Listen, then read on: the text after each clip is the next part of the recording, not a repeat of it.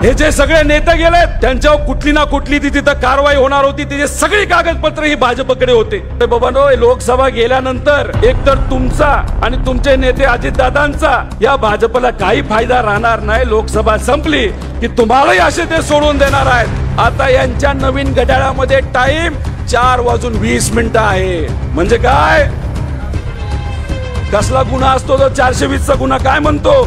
आमदार रोहित पवार यांनी आज पुणे येथे 7 अनुभवाची ताकद महाराष्ट्राची महासभा ही तुफान गाजवली. या सभेत शरद पवार, जयंत पाटील, अमोल कोल्हे यांनी भाषणे केली. परंतु ही सभा गाजवली ती रोहित पवारांनी. रोहित पवारांनी पहिल्यांदाच थेट अजित पवारांवर निशाणा साधला. हे 420 लोक फक्त मलिदा लाटण्यासाठी तिकडे गेले आहे. यांचा आणि विकासाचा काहीच संबंध नाही. 70,000 कोटीचा घोटाळा दाबण्यासाठी यांनी आपल्याच काकाला दगा दिला. शरद पवारांसमोर रोहित पवारांनी थेट अजित पवारांवर जोरदार टीका केली.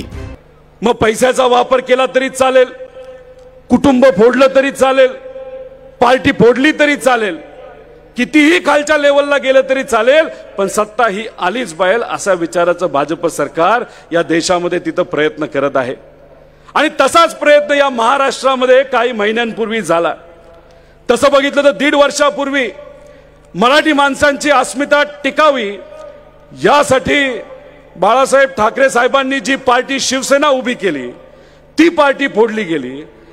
त्यानंतर आदरणीय पवार साहेबांनी तुमचे प्रश्न सुटावेत, शेतकरी, कष्टकरी, युवा, ग्रामीण भागातले सर्वसामान्य लोक, शहरी भागातले सर्वसामान्य लोकांचे प्रश्न सुटावेत यासाठी जी राष्ट्रवादी पार्टी काढली ती पार्टी सुद्धा फोडली आणि कुटुंब सुद्धा फोडलं. ज्यांना 60 वर्ष जमलं नाही ते आपल्याच लोकातून त्यांना त्यांच्याकडे घेऊन हे त्यांनी करून दाखवलं. पण भाजपला कितीही वाटत असेल की कुटुंब फोडलं आणि पार्टी फोडली म्हणजे त्यांची डाळ शिजेल, ते विसरून गेले. पवार साहेबांचं कुटुंब फक्त पवार नाही तर पवार साहेबांचं कुटुंब हे पुढे बसलेले लोक आहेत. हे महाराष्ट्राची स्वाभिमानी जनता आहे आणि ह्यांना कुणी विकती घेऊ शकत नाही, ह्यांना कुणी फोडूही शकत नाही. काही आहेत स्वार्थी लोक, काही आहेत मलिदा गँगवाली लोक, कॉन्ट्रॅक्ट घेतात. कोणाला तरी पुढे जाऊन जिल्हा परिषद सदस्य बनायचं, कोणाला काहीतरी बनायचं, कोणतरी माझी कोणतरी आहे, त्यांना फक्त स्वतःच पडलंय. त्यांना तुमचं आपलं कोणाचं विचाराचं तर अजिबात तिथं पडलेलं नाही. ह्या लोकांचं काय करायचं हे निर्णय तुम्ही सर्वजण घ्याल. पण मी तुम्हाला अभिमानाने आणि विश्वासाने या ठिकाणी सांगतो की येत्या काळामध्ये आपल्या या महाराष्ट्रामध्ये लोकसभा असू द्या नाही तर विधानसभा असू द्या, इथं सामान्य लोकांचं राज्य आल्याशिवाय राहणार नाही. म्हणजे इथं आदरणीय पवार साहेबांच्या मार्गदर्शनाखाली आपली सत्ता या महाराष्ट्रामध्ये आल्याशिवाय राहणार नाही.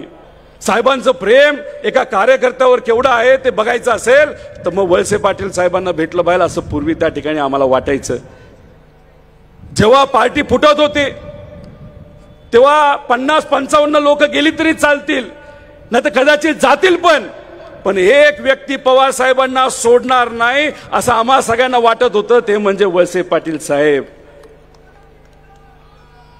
पण स्वतःचा विचार केला.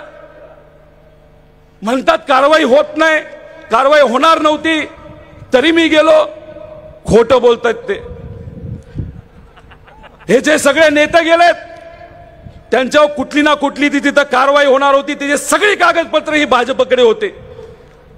आणि या भाजपला घाबरले, त्या कारवाईला घाबरले. तुम्हाला सोडून गेले, साहेबांना सोडून गेले. ज्या व्यक्तीने त्यांचा विश्वास सोडला अशा आपल्या साहेबांना ते तिथं सोडून गेले. म्हणजे गुरुला संकटात साथ देण्याऐवजी ते पळून गेले. आणि मध्ये आधी त्यांची भाषणं आम्ही ऐकतो, सभेला जावा काय हरकत नाही. अहो तुम्हाला तेच बोलावं लागणार का लोकच तुमचे ऐकणार नाही. एका बाजूला सभेत म्हणतात साहेबांच्या सभेला जावा आणि दुसऱ्या बाजूला मात्र तुम्ही लोकांना फोन करता. गेला तर बघतोच, ऊस तोडणार नाही, बँकेतून कर्ज मिळणार नाही, हे नाही होणार, ते होणार नाही, जिल्हा परिषदचं सदस्यत्वाला देणार नाही. अरे बाबांनो, लोकसभा गेल्यानंतर एकतर तुमचा आणि तुमचे नेते अजितदादांचा या भाजपला काही फायदा राहणार नाही। लोकसभा संपली की तुम्हालाही असे ते सोडून देणार आहेत। सुरुवातीला मात्र तुम्ही म्हणत होता 12 खासदारकी, आता आले 4 वर, आज आहेत 4 वर, कारण का भाजपला त्यांची मदत लागणार। एकदा लोकसभा संपली आणि दिल्ली वाल्यांना यांचा उपयोग संपला की विधानसभेला आहेत भाजपच्या शिक्क्यावर लढायला।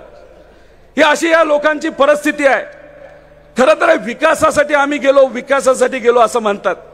जर तुमच्या सर्वांच्या हक्कासाठी खऱ्या अर्थाने केंद्र सरकारशी कोण लढला असेल तर तुमचे खासदार अमोलजी कोल्हे हे लढत होते या दिल्लीमध्ये। सुप्रियाताई तिथं तुमच्या सर्वांसाठी लढत होते आणि हे मात्र गपचूप सत्तेत जाऊन बसलेत। अहो विकास कोणाचा हे तरी तुम्ही सांगायला पाहिजे होतं।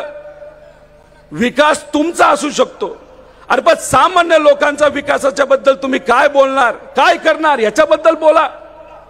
दुधाची काय परिस्थिती आहे, किती भाव आहेत दुधाचे, किती परवडतं का 27 रुपयात? अहो तुमच्या लोकप्रतिनिधींनी आमदार म्हणून आणि मंत्री म्हणून तुमच्या बाजूने एक तरी पत्र लिहिलं का की आमच्या शेतकऱ्याला 35 रुपयाचा भाव मिळाला पाहिजे? लिहिलं का? कुणी लिहिलं का? का बरं? मग विकास कोणाचा? शेतकऱ्याचा विकास नाही? शेतकऱ्याला 4 पैसे मिळायला पाहिजे म्हणून नाही करायचं का? तुमच्याच परिचयाची कोणाची तरी कंपनी आहे आणि त्या कंपनीला स्वस्तात दूध मिळावं, त्यातून पावडर व्हावी, त्यातून त्यांचा नफा व्हावा, यासाठी तुम्ही बोलत नाही ना? अहो विकास मला काहीच कळत नाही यांचा विकास। अहो हे ब्रिटिश काळामध्ये जर असते ना तर म्हणले ब्रिटिशचं अख्ख्या जगावर राज्य, तेव्हा भारतातल्या लोकांबरोबर राहायला काय अर्थ नाही, चला ब्रिटिश सरकार बरोबर आपण जाऊ। हे असे आपले पूर्वीचे नेते सगळे, हे जे काय चाललंय ते चुकीचं चाललंय। नेहमी विश्वास टाकला। जेव्हा अनिल देशमुख साहेब आदरणीय पवार साहेबांच्या बाजूने लढत होते, तुमच्या सर्वांच्या बाजूने लढत होते, अरे म्हणजे काय चाललंय इकडे? अरे म्हणजे विकास म्हणजे काय? लोकांचा विकास का तुमचा विकास हे स्पष्टपणे इथं असताना लोकांना तुम्ही सांगा। अहो हे भाषण करणारे फक्त विषय की आम्ही विकासासाठी गेलो, काही विकासासाठी गेले नाही, स्वतःवर कारवाई होऊ नये म्हणून ते तिकडे जाऊन बसलेत। 2018ला इथून आमदार कोण होतं?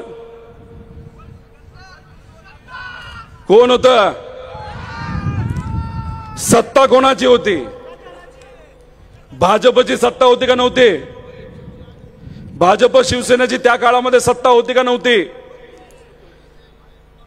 आणि तुमच्या सर्वांचे लाडके आमदार यांनी एक फार मोठ्या व्यक्तीला, ज्या व्यक्तीने 2014 नंतर या अख्ख्या महाराष्ट्रामध्ये राजकीय संस्कृतीची वाट लावली, अशा देवेंद्र फडणवीस साहेबांना एक पत्र लिहिलं। 2018ला मी आमदार 2019 नंतर झालो। 2018ला भाजपचं सरकार असताना देवेंद्र फडणवीस साहेबांना पत्र लिहिलं। मंत्र्याच्या अध्यक्षतेखाली एक बैठक बसली। या बैठकीमध्ये फक्त 3च लोक होते, ज्याच्यामध्ये वळसे पाटील साहेब होते, अण्णा हजारे साहेब होते आणि पाचपुते साहेब होते। याच्यामध्ये त्यावेळेसचे माझे विरोधक राम शिंदे तर कुठंच नव्हते, त्यांना काय विकासाचं पडलं नाही ती वेगळी गोष्ट आहे। या तिघांची बैठक झाली मंत्र्याबरोबर आणि त्या बैठकीसाठी वळसे पाटील साहेबांनी एक पत्र लिहिलं की हा बोगदा करायला काही हरकत नाही आणि जे पाणी येडगावला पाटाने जाते, कॅनलनी जाते, त्याच्यामुळे पाण्याचं खूप मोठं नुकसान होतंय आणि हा बोगदा तिथं झाला तर ते नुकसान थांबेल, असं पत्र कुणी लिहिलंय? वळसे पाटील साहेबांनी।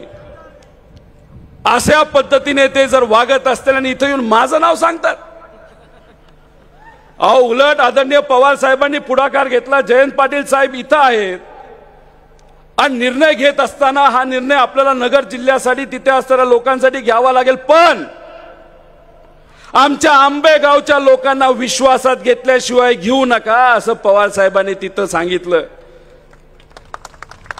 आणि ह्यांनी काळ्या रात्रीमध्ये जशी साईड बदलली, सत्ता बदलली, विचार बदलले, साहेबांना सोडलं, अशा तुम्हा सर्वांना विश्वासात न घेता 2018ला बैठक केली.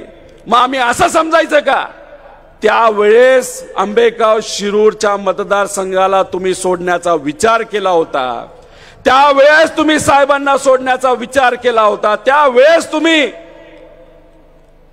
तिथं हा विचार सोडून भाजप बरोबर जाण्याचा विचार केला. म्हणून एक सेटिंग म्हणून हे पत्र देवेंद्र फडणवीसांनी मागितलं आणि तुम्ही सहजपणे देऊन गेले. अनेक असे विषय, वेळ नाही तर बोललो असतो. लोकसभेची पण सभा होणार आहे, घाबरू नका.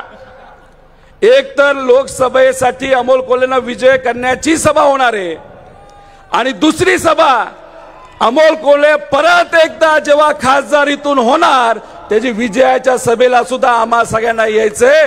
पण एक तुम्हाला सांगतो, हा लढा फक्त घड्याळाच्या विरोधात नाही. घड्याळ तेच आहे, फक्त टाइम बदललाय.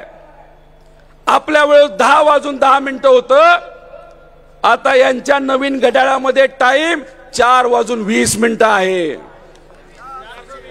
म्हणजे काय, कसला गुन्हा असतो तो 420चा गुन्हा काय म्हणतो.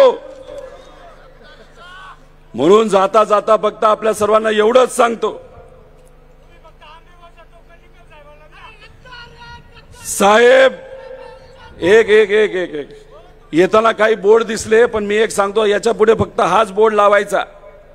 साहेब तेच, मैदानही तेच, तुमची साथ तीच, पण संघर्ष नवीन, आणि विजय फक्त आपलाच. महाराष्ट्रातला सह्याद्री दिल्ली समोर कधीही झुकत नाही. या झिपतीने येत्या काळामध्ये आपल्याला लढायचंय. एवढंच या ठिकाणी आपल्या सर्वांना सांगतो आणि थांबतो. जय हिंद, जय महाराष्ट्र. यावर तुम्हाला काय वाटतं ते कमेंट करून नक्की सांगा. आणि व्हायरल मराठी चॅनलला सबस्क्राईब केले नसेल तर सबस्क्राईब करायला विसरू नका.